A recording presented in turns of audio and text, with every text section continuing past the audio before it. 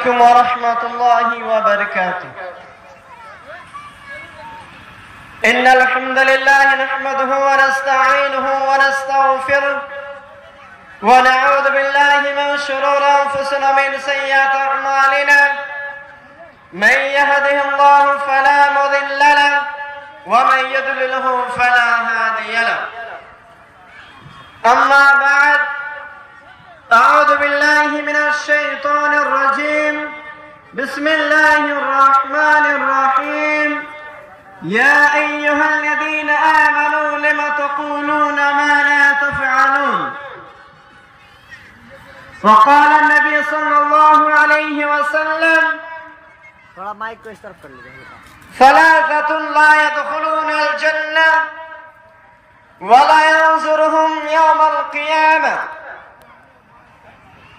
अला वालिदैहि वल मरअतुल मुतरज्जिला वद्दय्यूस। सही बुखारी हदीस नंबर 291। मोहतरम सामीन, गया कहाँ कैमरामैन? सबसे पहले अल्लाह ताला का शुक्रगुजार है कि अल्लाह ताला ने इस जलसे में कुछ ही बातों को अर्ज करने का मौका दिया है, इसलिए हम सब बड़े अल्हम्दुलिल्लाह। आज हमें जो ये रोशन दिन मिला है,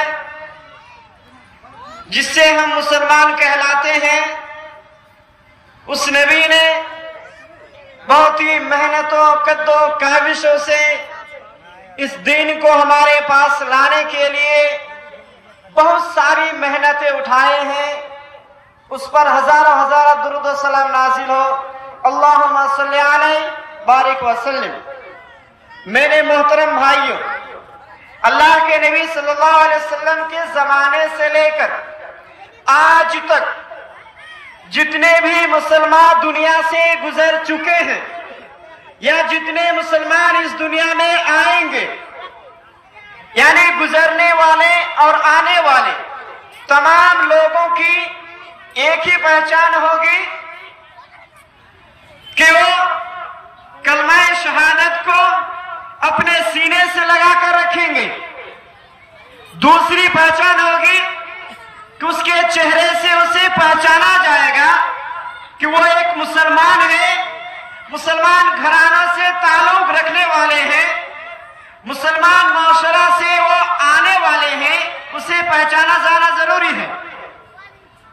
तीसरी पहचान यह होगी कि हर मुसलमान को हमेशा चाहिए कि वो जहां भी रहे, गुनाह करने के बाद ही फौरन ही नेकी कर लेनी चाहिए, क्योंकि अल्लाह ताला को वो बंदे पसंद है जो रोते गिड़गिड़ाते हैं, यानी गुनाह करने के बाद फौरन तौबा व इस्तिग़फ़ार की जो भी बातें हैं, उन सारी बातों का अपनाकर अल्लाह ताला के सामने गिड़गिड़ाना है।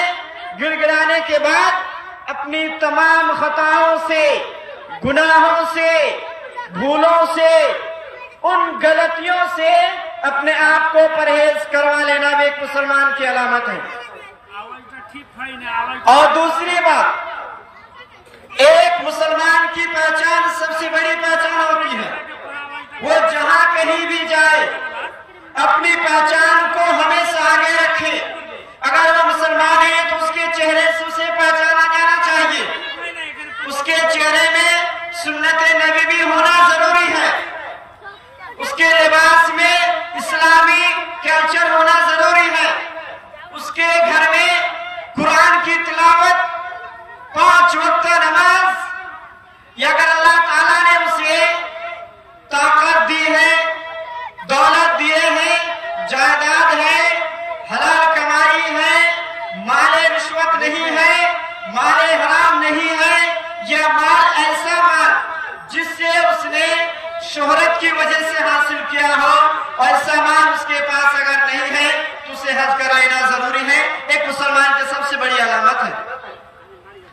मेरे मुसलमान भाइयों, अल्लाह के नबी सल्लल्लाहु अलैहि वसल्लम ने फरमाया कि 3 किस्म के लोग जन्नत में नहीं जाएंगे। ला यदखुलूना जन्नत सलासतुन वला यंजुरुहुम इलैहिम यौमल क़ियामह। अल्लाह ताला क़यामत के दिन ऐसे इंसान को न क़यामत में जन्नत में दाखिल करेंगे और ना उनकी तरफ देखेंगे।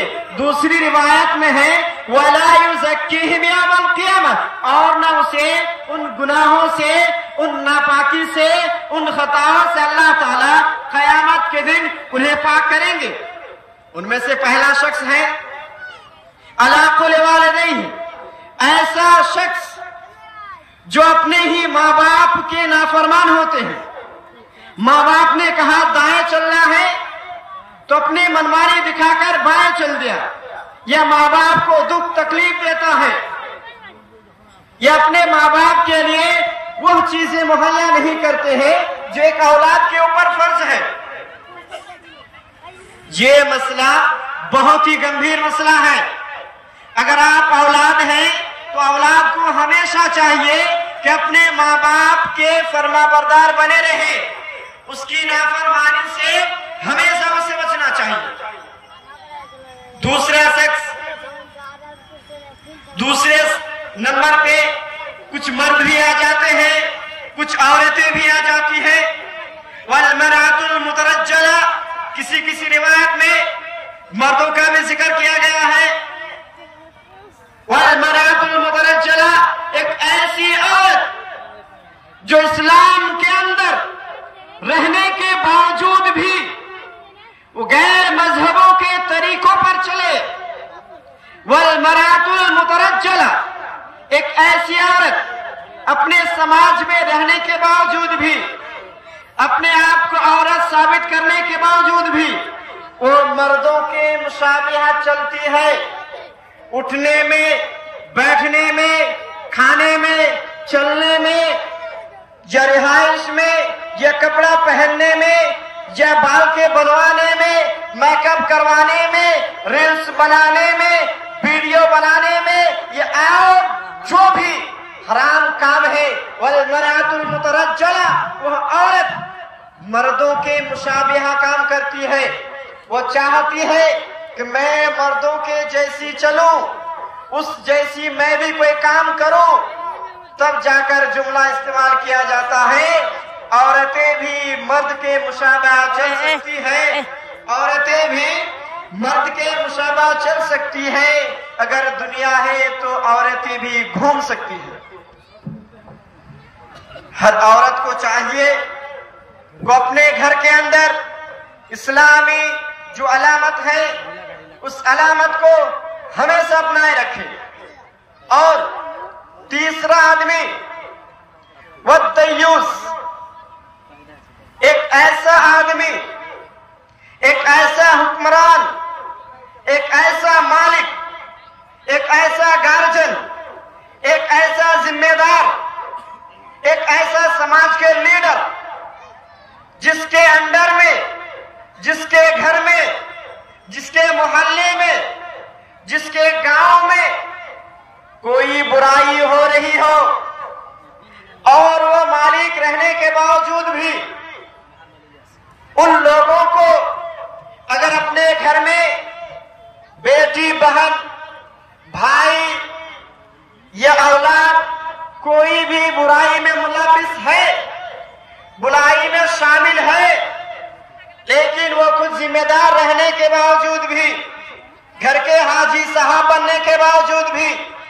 घर के मुल्ला बनने के बावजूद भी, घर के मास्टर बनने के बावजूद भी, खुद नमाजी बनने के बावजूद भी, खुद तहज्जुद गुजार बनने के बावजूद भी, खुद हर काम, हर नेकियों में सदका हो, खैरात हो या रास्तों से ऐसी चीजों को हटाना जिससे लोगों को नुकसान पहुंच सकता है, ऐसे ऐसे अच्छे काम करने वाले भी अपने घर से बुराई के ऊपर नजर नहीं दौड़ाते हैं।